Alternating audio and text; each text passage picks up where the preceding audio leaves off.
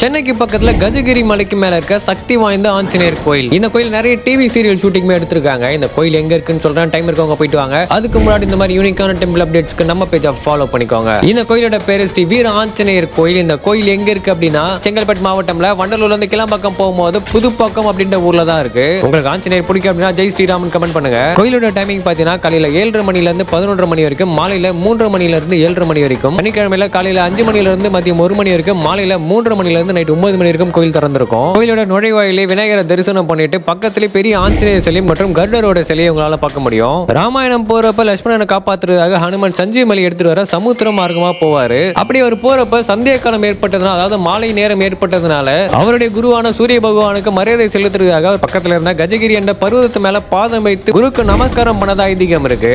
இந்த கோயில் கட்டும்போது சுயமாக தோன்ற ஆஞ்சநேயரை மேல உங்களால பார்க்க முடியும். கோயிலுக்கு நீங்க 2 வழியில போக முடியும். நீங்க படியில் வழியா போனீங்க அப்படின்னா 108 படிக்கட்டு ஏறி மேல ஆஞ்சநேயர் தரிசனம் பண்ண முடியும். நீங்க 2 வீலர் மற்றும் கார்லயே மேல போய் சாமி தரிசனம் பண்ண முடியும். ரொம்ப சக்தி வாய்ந்த அந்த ஆஞ்சநேயர் கோயில பக்தர்கள் தேங்காய் கட்டி வழிபாடு பண்றாங்க.